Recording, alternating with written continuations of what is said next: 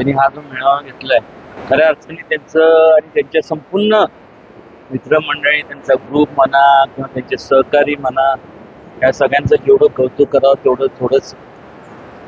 कारण की या अशा धावपळीच्या युगात सुद्धा आज आपल्याला माहिती आहे या युद्धजनक परिस्थितीमध्ये आज लोकांची काय परिस्थिती झाली, अशा ह्याच्यात लोकांना रोजगार मिळवून देणं हे सुद्धा म्हणजे हा मेळावा घेण्यामागचं प्रमुख उद्दिष्ट तेच आहे. आणि त्यांच्या हातून जास्तीत जास्त समाजसेवा, त्यांच्या हातून जास्तीत जास्त लोकांची सेवा घडावी आणि त्यांच्या अशा जे जे काय उपक्रम असतील त्यात कुठेही एक मित्र या नात्याने कुठेही मी कमी पडणार नाही.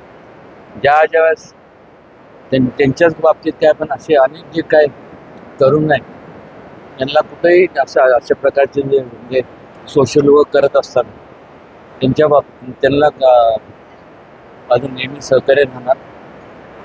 आणि बरोबर म्हणजे कौतुक करण्यासारखंच 4.5 आज एवढे सगळे तिथनं म्हणजे एवढे सगळे करायचं म्हणजे आणि त्यात सुद्धा सर्वसामान्य लोकांना केंद्रबिंदू मानून त्यांनी जे केलं खऱ्या अर्थाने याच्या एवढं महान कार्य असू शकत.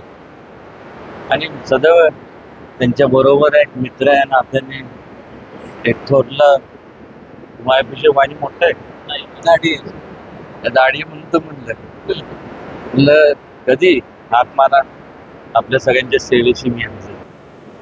पश्चिम महाराष्ट्रातला मी सांगेन की हा पश्चिम महाराष्ट्राचा सगळ्यात मोठा रोजगाराचा महामेळावा होता. तिथे 40पेक्षा जास्त कंपन्या आल्या होत्या. इंटरनॅशनल आणि नॅशनल कंपन्यांचा सहभाग होता.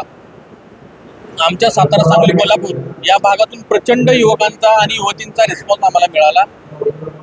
जवळपास 4,500पेक्षा जास्त युवतींनी सहभाग नोंदवला. त्यातले आतापर्यंत दुपारपर्यंतचे आकडे होते 1250चा आकडा आम्ही टप्पा पार केला नोकऱ्या देण्यात. मग 5-6 वाजेपर्यंत आमचा अंदाज आहे की तो आकडा 2000पर्यंत जाऊ शकतो. आणि येणाऱ्या काळात ह्यापेक्षा मोठा कार्यक्रम आम्ही घेण्याचा आमचा मानस आहे. आणि इथं आलेल्या सर्व युवतींचे मी मनापासून आभार मानतो. तुम्ही आमच्यावरती, आमच्या फाउंडेशनवरती, आमच्या सहकार्यांवरती विश्वास ठेवून तुम्ही इथे आलात.